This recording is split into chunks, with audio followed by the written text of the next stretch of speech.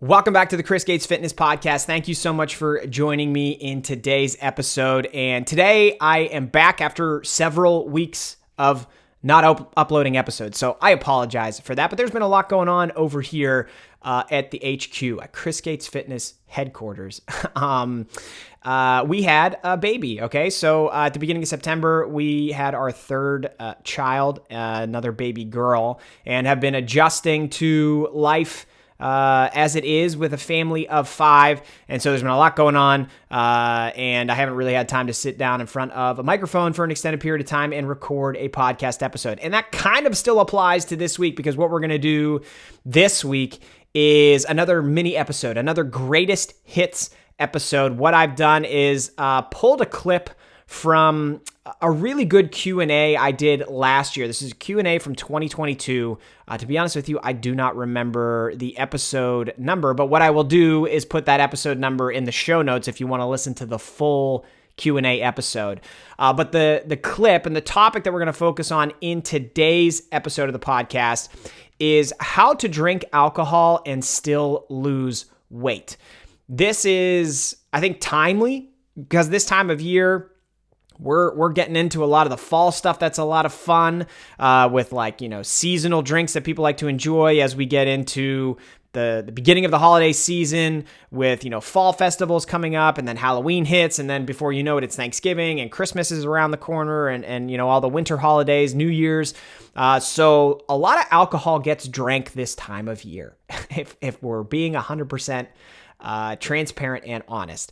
And, by listening to this podcast, I'm a huge football fan. So I'm going to tailgates and having a few brews myself while trying to maintain my body composition and not let things spin off the rails entirely. So I think this is a good episode and a good topic to dive into this week. And in this clip, I'm going to talk about a bunch of different elements to managing things with alcohol and your weight loss goals that will hopefully help you continue to make progress. At the end of the day, if you want to make progress with losing weight, alcohol in general is going to make that process more difficult. It's going to make it harder, okay?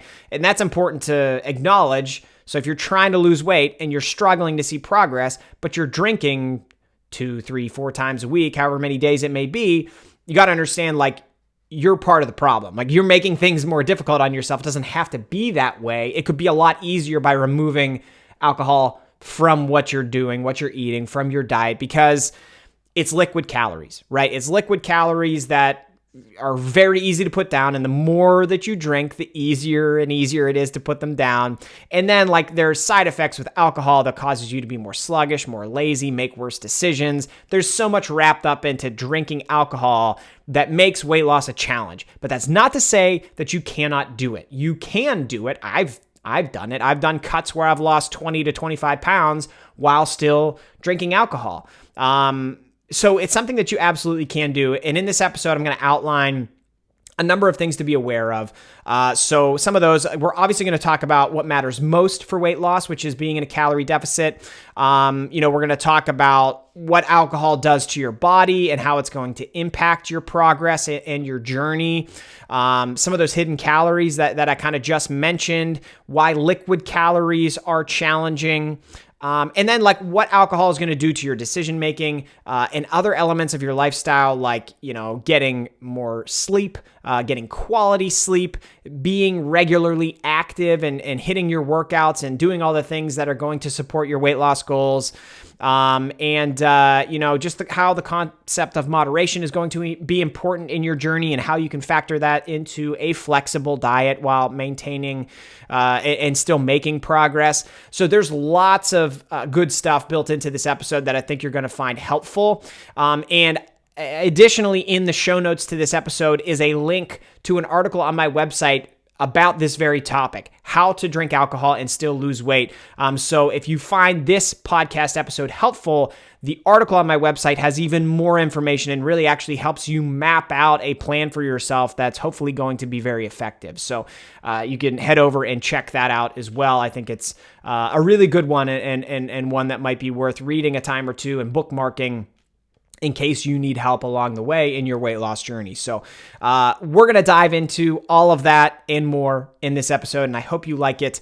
And my goal here is to have more mini episodes like this, in addition to starting to sprinkle in some more longer form podcast episodes as well. I have some Q&As planned. I have an episode that I'm really excited to do here in the next few weeks about exercise tips for busy parents or just extremely busy people. You know, it's timely for me, and I'm actually going through my training program right now, and everything that I normally do with fitness and nutrition, and I'm making notes along the way of like how I'm trying to make things work and fit into my daily lifestyle now that we have 3 kids, and now that we're balancing even more things and juggling even more balls and trying to keep them all in the air without falling to the ground. So I'm putting a ton of notes together, and I'm going to have a really, I think, helpful podcast episode on that topic in the future. So there's lots of good stuff to come here on the podcast. If you haven't already, make sure that you are subscribed wherever you listen. It's on every podcast platform there is. These episodes, video episodes, are actually uploaded to my YouTube channel as well. So wherever you're listening or watching, make sure that you're subscribed so you get every episode. And if you find value in it, I would really appreciate you liking it, giving it a 5-star review, leaving a comment, whatever you can do to help the podcast grow really helps me, because then I get to put more quality information like this in front of people, which is my goal with the podcast, to help as many people as possible. So would really appreciate that. And without further ado, let's dive into the episode of the day, which is how to drink alcohol and still lose weight. Tips on drinking alcohol and still being able to lose weight. So like I mentioned before, I've gotten this question a lot lately, and I've gotten it so much actually that I'm planning on writing a longer form piece on this for my website. I will have an article here in the next week or two about this very topic, how to drink alcohol and still be able to lose weight. But I'll give you a little bit of a preview on some of the talking points that I'm going to put in that article. And then, you can, if you subscribe to my mailing list, like I mentioned earlier, you will find out the minute that article is posted, and then you can dive in deeper to a lot of these topics. But it's tough, right? It is tough to be able to drink alcohol, be able to do a lot. I mean, just in general, do a lot of the things that you enjoy, but still maintain the progress that you're trying to make, especially if the progress you're trying to make is weight loss. But at the end of the day, it's going to come down to being in a calorie deficit. If you want to lose weight, you want to drink alcohol, you can do both. You just need to make sure that you're in a calorie deficit on a daily, consistent basis, because that's what is required to lose body fat. And if you're not familiar with a calorie deficit, it just means that you're consuming fewer calories from food than your body actually burns each day. So you need the energy in, the calories coming in, to be less than your energy out, which is the calories you burn. And when that happens, that means your body is forced to use fat as an energy source to make up the difference. If you're not, if you're burning more calories than you're putting into your mouth, your body needs to find energy elsewhere to get through the day. Otherwise, you wouldn't be able to get through the day. So it always happens, and that's how fat loss occurs, is when you're in a calorie deficit and your body has to utilize tissue in your body to get that energy to make it through the day. And so that's the biggest factor, right? That is the biggest factor. It's really the only factor that matters. If you're not in a calorie deficit, you will not lose weight. If you are, you will. But it's important to talk about, a lot of the realities of drinking alcohol when trying to lose weight, because, while you can do it, my personal opinion is, yeah, absolutely you can and you should if that's something that's important to you. But while you do that, if that's something that you want to do, you got to understand that you're going to be actively making this journey harder on yourself. First and foremost, alcohol is essentially considered by your body to be a toxin. So when you drink alcohol, the calories that come from alcohol, your body actually kind of like converts what it's using as its energy source and tries to burn off those calories from alcohol before everything else. So you could probably see how, that if you're going to switch your body's energy source, that could potentially mean that you're making fat loss more difficult, right? So that's one thing to be aware of. Another thing to be aware of is there are often a lot of hidden calories in alcohol. Alcohol can be very hard to track accurately because of that. And I do, tell most people that if you're gonna try to lose weight, tracking nutrition tends to be the most efficient way to do it, because you just get a really good idea of how many calories are coming in. And then, that makes it easy to manipulate your diet moving forward. But the thing is, when there are hidden calories in certain foods, or in this case, certain drinks, you won't always be 100% sure that you're tracking things accurately. And if alcohol is a consistent part of your routine, and potentially if it's consistent in high quantities, you could see how a few of those drinks with hidden calories 3, 4, 5, 6 times a week are going to really, really add up. There are a lot of, and this typically comes with mixed drinks, right? So like when you get a beer, most beer, it's pretty easy to know if it's a well-known beer that's sold everywhere. You can get the calorie count on it pretty easily. You can also get the calorie count on a lot of liquors pretty easily if you're just drinking the liquor straight. But a lot of people don't do that. A lot of people go to restaurants and they get mixed drinks, or they get, a type of wine or a type of rum, and you don't know exactly what type it is. And that means that you're not going to know exactly how many calories are in it, and each drink can often be prepared different ways, which means who knows, just who knows. But like it can really, really add up quick when you're doing some of these mixed drinks that have like sugars and other additives and ingredients in the drink itself. That can make it really, really hard. And, again, something to consider.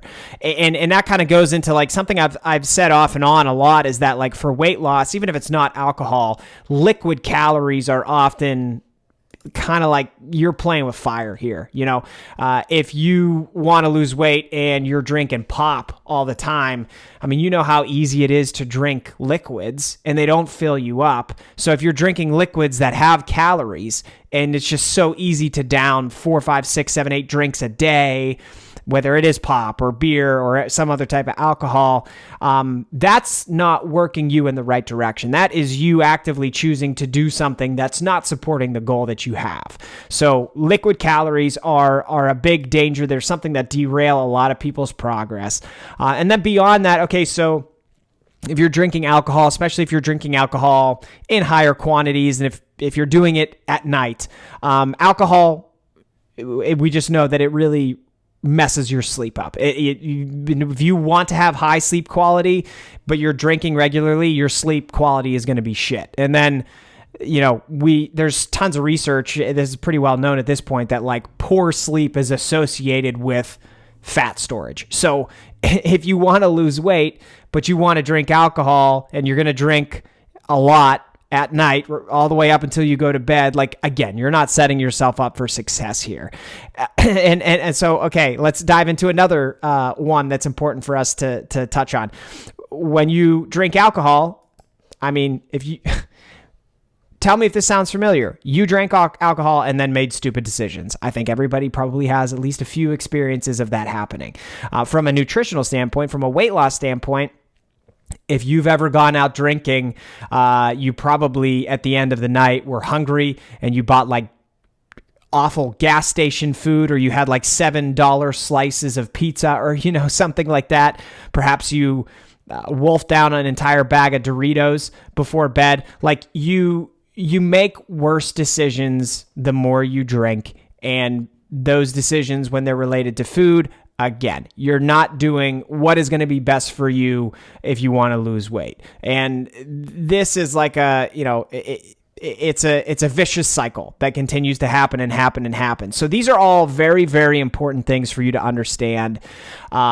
If you're saying like, yeah, I want to lose weight, but I still want to be able to, enjoy alcohol. It's part of my life. I like to do it with my friends, my family, whatever.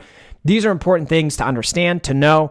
It's important to know that, like, again, by choosing to drink alcohol, depending on what your intake looks like, you are actively going to make this process more difficult for yourself. Now, with all that said, you absolutely can drink alcohol with moderation. And by moderation, I'm talking about like 1 to 2 drinks on 1 to 2 occasions throughout the week. I think that's perfectly fine, perfectly reasonable. That is really easy to factor into your overall nutrition plan and make things work.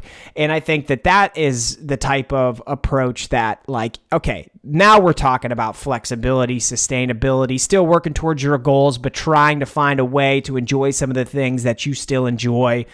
I think that's perfectly fine. And I think that, like, okay, so tips on drinking alcohol and still being able to lose weight, that is my number one tip. Like, you have to approach this understanding that, like, you're not going to still be able to go out and binge drink. You're not going to be able to go out and, like, party like you always have, if that is what has been part of your routine in the past. If you're trying to lose weight and you're doing that, you're not going to see a lot of progress, if any progress at all. But if you are able to tone it down and have that 1 to 2 drinks once or twice a week, I see no problem with your ability to be able to drink alcohol and lose weight. And that's what comes back to the very first thing I said then.